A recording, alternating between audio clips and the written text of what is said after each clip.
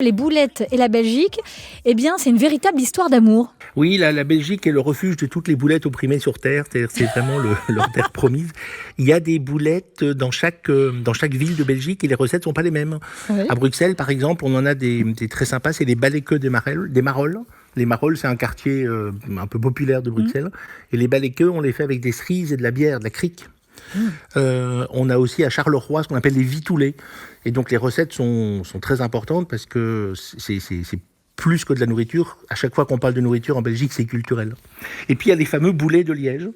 Alors les boulets de Liège, c'est des grosses boulettes, mais ce qui fait leur originalité, c'est la sauce dans laquelle elles sont cuites, qu'on appelle une sauce lapin, dans laquelle il n'y a pas de lapin, qui est une sauce un peu sucrée. Alors il y a des dizaines de façons de la faire.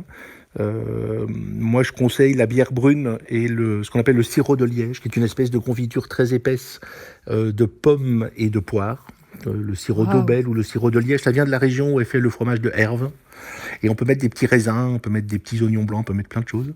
Et donc c'est une sauce assez épaisse, un peu sucrée, qui va merveilleusement bien avec les boulets de Liège. Donc c'est des boulettes, mais si on dit boulettes à Liège, on se fait en guirlandais.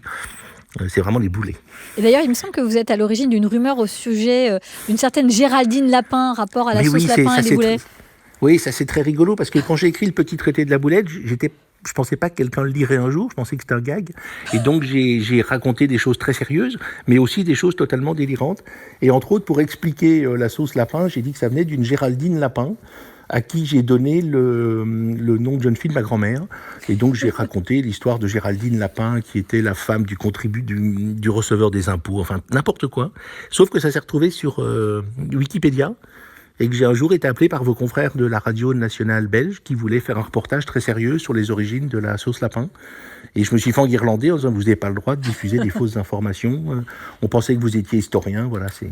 Ah, il faut et effectivement, vérifier. Il y a plein de sites qui reprennent mot à mot cette histoire de Géraldine Lapin. Donc s'ils nous écoutent, c'est absolument et totalement délirant. En tout cas, ce qui est vrai, ce que j'apprends dans votre livre, ce petit traité de la boulette, Pierre-Brice Lebrun, c'est que l'Alsace, c'est la région des boulettes en France. Alors oui, il y a pas beaucoup de boulettes en France, mais effectivement en Alsace, les fameuses knäpfle, qu'on peut aussi traduire par quenelle, mais que l'on peut servir en les arrondissant. Et il y a entre autres les fameuses, je ne vais pas essayer de le dire en alsacien, mais les boulettes de foie, les knäpfle au foie de volaille, donc les leverknäpfle. Ouais, j'ai essayé, je m'en suis sorti. C'est bien. Donc on peut faire avec des foies de volaille, du foie de veau, du foie de porc. Et on peut mélanger donc avec du lard, oignons, œufs, un peu de farine, de la muscade. Et ça, c'est très bon avec un petit vin d'Alsace, c'est assez magique. Il y a même une fête de la boulette. Excusez-moi, il y a une fête de la boulette à Rigvire, où on mange... On est où là, à Rigvire, précisément, sur la carte? On est à gauche. D'accord. On est en Alsace. À gauche en Alsace. Oui, on est par là à peu près. On est en gros entre Strasbourg et Mulhouse. J'ai pas beaucoup de risque de me tromper. Et donc il y a une fête de la boulette au mois de juin où on mange des tas de boulettes, des tas de knäpfle. C'est très sympa. Minute Papillon sur France Bleu, Sidonie Bonnec.